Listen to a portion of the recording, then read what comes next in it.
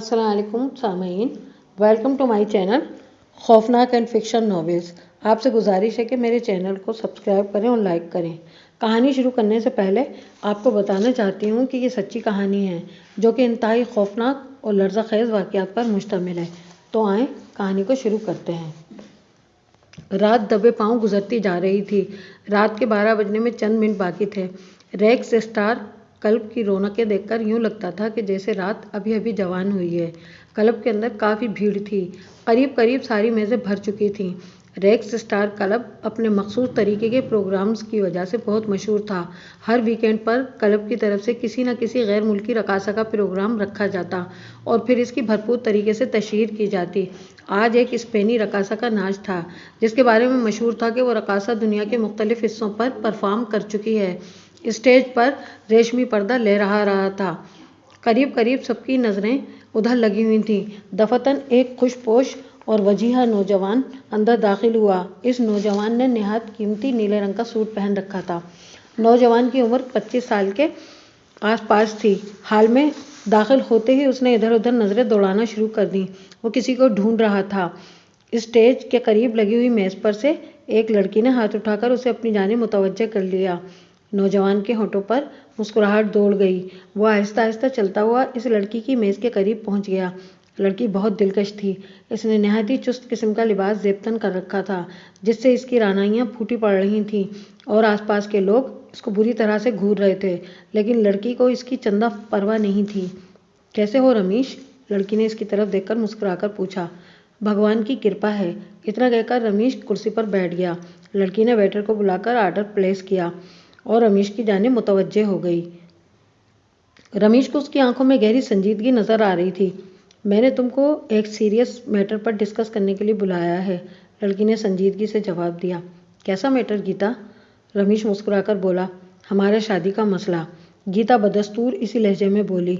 रमीश ने जवाब देने के लिए मुंह खोला था कि इसी पल वेटर अपने आर्डर के लिए आन खड़ा हुआ। थोड़ी देर के बाद गीता ने इसकी तरफ देखे बगैर कहा। वेटर के जाने के बाद रमीश ने कहा, तुम जानती हो अभी हमारी यूनिवर्सिटी लाइफ है और न मेरे पास कोई जॉब है। तालीम के बाद ही मैं शादी के बारे में कुछ सोच सकता हूँ ना। मुझसे प्यार करने से पहले ये सब सोचा था ना? गीता ने तंजिया लहजे में कहा। ऐसी बात नहीं है गीता, मैं चाहता हूँ कि तुम मुझे थोड़ा वक्त दो। वक्त? गीता हंस पड़ी। कुछ देर तक हंसने के बाद गीता ने कहा, पापा अपने जैसे ही किसी बिजनेसमैन से मेरी शादी कर देंगे और फिर तुम सारी जिंदगी वक्त का इंतजार करना। गीता का लहजा निहायत चुभता हुआ था। मैं अगर तुमसे मंदिर में शादी कर भी लूँ तो रखूँगा कहाँ? मैं खुद भी घर से आए हुए पैसों पर चल रहा हूँ, रमीश ने बेचारगी से कहा। वेटर की आमद से गीता रुक गई। वेटर के आर्डर प्लेस करने के दौरान गीता बिल्कुल खामोश रही, लेकिन रमीश को उसके चेहरे पर बरहमी साफ नजर आ रही थी। तो इसका मतलब यह हुआ कि मैंने किसी कमज़ोर से बंदे से प्रेम किया है, गीता ने गुस्से से कहा। गीता प्लीज़ ज़रा तमीज़ से। रमीश के चेहरे पर हल्का सा गुस्सा नजर आया था। मैं सिर्फ ये पूछना चाहती हूँ कि मुझसे शादी करोगे कि नहीं? गीता का लहजा हतमी था। करूँगा, मगर मुझे वक्त दो। गीता मैं तुमसे बहुत प्रेम करता हूँ। प्रेम माई फुट।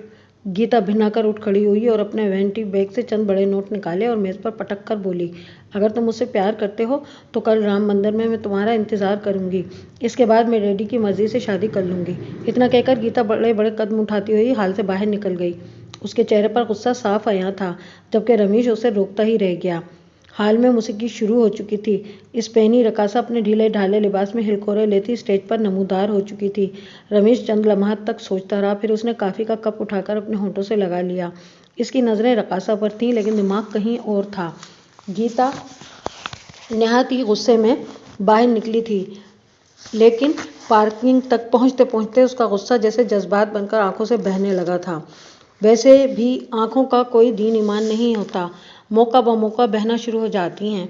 ये सच था कि वो रमेश से बेहद मोहब्बत करती थी। गुस्से में वो रमेश से न जाने क्या कुछ कह गई थी। जैसे ही गीता कार पार्किंग तक पहुंची, कार गायब देखकर उसका गुस्सा दोबारा लौट आया था। अब वो गुस्सा रमेश पर नहीं बल्कि कार ड्राइवर पर था। चुनाचे उसने मोबाइल निकालकर सारा गुस्सा ड्राइवर पर निकाल दिया था। ड्राइवर ने 10 मिनट में आने का कहा था, चुनाचे 10 मिनट बाद उसने रोड पर खड़े होने को तरजीह दी थी। गंगू ड्राइवर होटल में चाय पीने चला गया था, चुनाचे वो अपनी गाड़ी भी साथ ले गया था। गीता रोड पर आकर खड़ी हो गई थी। इसे खड़े हुए कुछ देर ही हुई थी कि अचानक वो चौंक पड़ी। वह एक फ़कीर था जो उसके सामने आ खड़ा हुआ था। اور اس نے گیتا کے سامنے سوال کر دیا تھا، بیٹی بہت بھوکا ہوں۔ اس کے انداز میں لجاجت تھی۔ گیتا کو اس کی حالت دیکھ کر ترس آ گیا تھا۔ اس کی عمر 60 سال کے نزدیک تھی۔ اس کے کپڑے پھٹے ہوئے تھے، سر اور داڑھی کے بال بے تحاشا بڑھے ہوئے تھے۔ اس کی حالت دیکھ کر ایسا لگتا تھا کہ وہ کافی دنوں سے بھوکا ہے۔ گیتا نے پرس نکالا ہی تھا کہ اس کی کار آن کھڑی ہوئی۔ گیتا نے پرس سے چند نوٹ نکالے اور اس فقیر کے حوالے کرتے ہوئے گاڑی میں سوار ہو گئی۔ گیتا کے سوار ہوتے ہی گاڑی آگے بڑھ گئی۔ نوٹ دیکھتے ہی فقیر کی آنکھوں میں ایک چمک سی آ گئی۔ گیتا نے بڑے نوٹ اس کے حوالے کر دیے تھے۔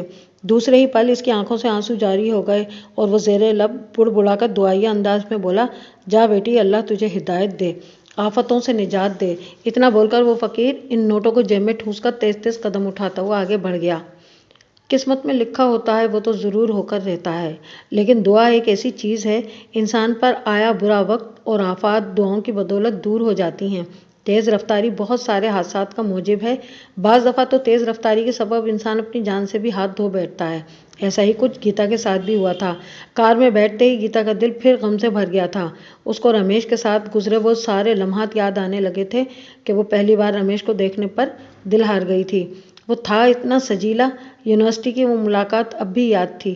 پھر آہستہ آہستہ وہ دونوں ایک دوسرے کے قریب آنے لگے تھے، دوریاں نزدیکیوں میں بدل گئیں۔ پھر ایک وقت ایسا آیا کہ گیتا رمیش کے بغیر ایک پل کا تصور بھی نہیں کر سکتی تھی۔ وہ یہی سوچ رہی تھی کہ رمیش کو دھمکی تو دے آئی تھی، کیا وہ دوسرے دن آئے گا کہ نہیں؟ یہ سوچتے سوچتے اس نے سر سیٹ کی پشت سے ٹکا دیا اور آنکھیں بند کر لی تھیں۔ اچانک ایک تیز قسم کے جھٹکے سے اس کی آنکھ کھل گئی۔ اس نے دیکھا کہ گاڑی سڑک پر لہرا رہی ہے اور ڈرائیور گاڑی سنبھالنے کی کوششوں میں لگا ہوا ہے۔ اس کے چہرے سے بدحواسی ظاہر ہو رہی تھی۔ گیتا کچھ سمجھنے کی کوشش کر رہی تھی کہ کار لہراتی سامنے سڑک کے موڑ پر ایک پرانے برگد کے پیڑ سے ٹکرا گئی۔ کار کے ٹکراتے ہی بونٹ کھل گیا اور ہارن کی تیز آواز سناٹے کو مجروح کیے جا رہی تھی۔ گاڑی کے پیڑ سے ٹکراتے ہی گیتا کا سر ڈرائیونگ سیٹ سے ٹکرایا۔ سر کے ٹکراتے ہی گیتا کو ایسے لگا جیسے کہ ہزاروں سورج ایک ساتھ ہی طلوع ہو کر غروب ہو گئے ہوں۔ پھر گیتا کا ذہن اندھیروں میں ڈوب گیا۔ نہ جانے کتنی دیر تک وہ بے ہوش رہی۔ پھر ایک عجیب سی بو نے اس کو ہوش میں آنے پر مجبور کر دیا۔ وہ بو پیٹرول سے مشابہ تھی جو کہ کار کے اندر پھیلی ہوئی تھی۔ شاید کار سے پیٹرول رس رہا تھا جو کہ کسی بھی حادثے کا موجب ہو سکتا تھا۔ گیتا نے وحشت زدہ انداز میں ڈرائیور کو بلایا جو کہ اسٹیئرنگ پر سر اوندھا کیے پڑا تھا۔ گیتا کے ہلانے سے اس کی حالت میں کوئی فرق نہیں پڑا تھا۔ شاید وہ مر چکا تھا یا بے ہوش تھا۔ اچانک گیتا کو فوری طور پر کسی خطرے کا احساس ہوا۔ پیٹرول کی بو بہت شدید تھی۔ گیتا نے باہر نکلنے ہی میں عافیت سمجھی۔ پیٹرول کی بو بہت شدید تھی۔ گیتا نے باہر نکلنے ہی میں عافیت سمجھی تھی۔ جیسے ہی وہ باہر نکلی اور چند گز ہی دور گئی ہوگی کہ گیتا کو تیز دھماکے کی آواز سنائی دی۔ دھماکہ سنتے ہی گیتا اچھل پڑی۔ گیتا نے پلٹ کر دیکھا تو اس کی کار آگ کے شعلوں کی لپیٹ میں تھی۔ کار کے ساتھ ساتھ وہ پیڑ بھی جل رہا تھا۔ اچانک گیتا چونک پڑی۔ اس کے کانوں نے ایک عجیب سی آواز سنی۔ وہ آواز ایک تیز سیٹی سے مشابہ تھی۔ پھر فضا چیخوں سے گونج اٹھی۔ ان چیخوں میں درد و اذیت کا عنصر موجود تھا، جیسے کوئی کسی کو ذبح کر رہا ہو۔ وہ چیخیں ڈرائیور کی ہرگز نہیں تھیں۔ ایسا لگتا تھا کہ جیسے کوئی غیر انسانی مخلوق اذیت میں مبتلا ہو۔ اچانک گیتا کی آنکھوں نے ایک حیرت انگیز منظر دیکھا۔ اس پیڑ سے جلتے ہیولے نہایت تیزی سے باہر نکل رہے تھے اور وہ ہیولے اوپر اٹھ کر فضا میں تحلیل ہوتے جا رہے تھے۔ اچانک گیتا نے ایک دوسرے دھماکے کی آواز سنی اور اچھل کر دور جا پڑی۔ اس کا سر کسی ٹھوس چیز سے ٹکرایا تھا اور پھر اس کو کچھ ہوش نہ رہا۔ ہوش آنے پر گیتا کو اپنے جسم میں شدید قسم کی کمزوری کا احساس محسوس ہو رہا تھا۔ سر میں نہایت شدید قسم کا درد محسوس ہونے لگا تھا۔ یوں لگ رہا تھا جیسے کہ سر پر کوئی ہتھوڑے برسا رہا ہو اور آنکھوں کے گرد سرخ دھبے ناچ رہے تھے۔ ایسا لگ رہا تھا کہ جسم بالکل سن پڑ گیا ہو۔ ایسے میں کچھ عجیب قسم کی آوازیں کانوں میں پڑیں جو کہ ذہن پر ناگوار سا تاثر چھوڑ رہی تھیں۔ اس نے آنکھیں بند کر لی تھیں۔ ذہن پر دھند سی جمی محسوس ہو رہی تھی۔ اسے سمجھ نہیں آ رہا تھا کہ وہ کیا کرے۔ اچانک وہ اچھل پڑی۔ وہ اسپتال کا کمرہ تھا۔ یقیناً وہ اسپتال کا ہی کمرہ تھا۔ سفید پردے چاروں طرف موجود تھے۔ کمرے میں بے حد ٹھنڈ تھی۔ لازماً وہ ٹھنڈ اے سی کی تھی۔ یہ لازمی طور پر اسپتال کا پرائیویٹ وارڈ تھا۔ گیتا کو اس بات کی حیرت تھی کہ اگر وہ اسپتال میں ہے تو اس کے ممی پاپا کہاں ہیں، اور نہ ہی خیال رکھنے والی کوئی نرس موجود تھی۔ کمرے میں چاروں طرف سناٹا تھا۔ اچانک اسے وہ حادثہ یاد آیا۔ حادثے کی یاد آتے ہی گیتا کے رونگٹے کھڑے ہو گئے۔ اس کا ڈرائیور یقینی طور پر مر چکا تھا۔ अचानक इसको वो हेवले याद आए जो इस जलते पेड़ से बरामद हुए थे। अचानक उसकी नज़र अपने साथ वाले बेड पर पड़ी जिस पर कोई शख्स चादर ओढ़े लेटा हुआ था। चादर से उसका सर ढका हुआ था। वो हैरान रह गई। इसका मतलब वो किसी प्राइवेट वार्ड में नहीं, सेमी प्राइवेट वार्ड में थी। वो शख्स चादर ओढ़े पड़ा था जैसे कोई मुर्दा हो। गीता किसी नर्स वगैरह को बुलाने के बारे में सोचने लगी थी। अचानक वो चादर हिली। आहिस्ता आहिस्ता वो चादर सिरकने लगी थी। जैसे ही चादर सर की इसकी पेशानी की तरफ बढ़ी और उसे उसकी पेशानी नजर आने लगी तो उसने देखा कि उसकी पेशानी पर सफ़ेद सफ़ेद कोई चीज़ हरकत कर रही थी। गीता कांप गई। शायद कोई खतरनाक किस्म की बीमारी वाला मरीज इसके साथ रखा गया था। इसकी रीढ़ की हड्डी में सर्द लहर दौड़ गई थी।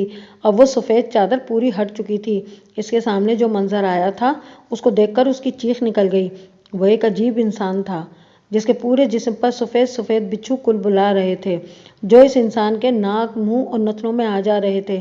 वो कोई और नहीं था बल्कि ड्राइवर था जो कि मर चुका था, जिसका पूरा जिस्म खौफनाक बिच्छुओं से भरा हुआ था। वो धीरे से उठकर बैठ गया। उसने गीता की जानिब देखा तो गीता को उसकी आंखों में सुर्खी तैरती नजर आई। आंखें बहुत ज़्यादा सुर्ख थीं, जैसे इनमें खून उतर आया हो। अचानक उसने अपना भाड़ सा मुंह खोलकर हंसना शुरू कर दिया और फिर वो बिस्तर से नीचे उतर गया। उसके उतरते ही उसके पैरों में कुलबुलाते हुए बिच्छू फर्श पर रेंगने लगे थे। ये मंजर देखकर गीता की फलक शिगाफ चीखें निकलना शुरू हो गई थीं। फिर उसके जहन में जैसे अंधेरा छा गया। आँख खुली तो गीता को अपनी तबीयत काफ़ी बेहतर महसूस हो रही थी। गीता ने हैरत और खौफ भरी नज़रों से चारों तरफ देखा। उसकी समझ में नहीं आ रहा था कि अभी कुछ देर पहले उसने अपने बराबर वाले बेड पर फजलू को देखा था। उसने उसका भूत देखा था। उसने खौफ भरी नज़रों से बराबर वाले बेड पर देखा तो वहाँ कोई न था, क्योंकि उसे अच्छी तरह याद था कि फजलू तो मर चुका था। अचानक उसने अपने सामने अपने पापा और मम्मी को मौजूद पाया जो उसको मोहब्बत भरी नज़रों से देख रहे थे, और 2-3 डॉक्टर्स और चंद पुलिस वाले भी मौजूद थे। गीता को होश में आता देखकर उसकी माँ तेजी से उसकी जानिब बढ़ी। क्या हुआ मेरी बच्ची, तू ठीक तो है? उसकी वालदा के लहजे में तशवीश थी। मैं ठीक हूँ माँ, बस सर में दर्द है, गीता ने भर्राई हुई आवाज़ में जवाब दिया। गीता को होश में आता देखकर एक पुलिस इंस्पेक्टर इसकी जानिब बढ़ा। क्या मैं जान सकता हूँ मिस गीता के यह हादसा कैसे पेश आया? इंस्पेक्टर का लहजा निहायत शाइस्ता था। इंस्पेक्टर के सवाल पर गीता के जहन में हादसे की याद ताज़ा हो गई। अचानक उसको वो हेवले याद आने लगे थे जो उसने पेड़ से निकलते देखे थे। गीता को खामोश देखकर इंस्पेक्टर फिर बोला, मिस गीता, आपने जवाब नहीं दिया। मुझे नहीं मालूम कि यह हादसा कैसे पेश आया, ये तो फजलू ही बता सकता था। मैं पिछली सीट पर सो रही थी। जब मेरी आंख खुली तो मैंने फजलू को स्टीयरिंग पर सर औंधा किए देखा। पहले लगा कि वो बेहोश हो चुका है और मेरे चेक करने पर अंदाज़ा हुआ कि वो मर चुका है, गीता ने भराई हुई आवाज़ में जवाब दिया।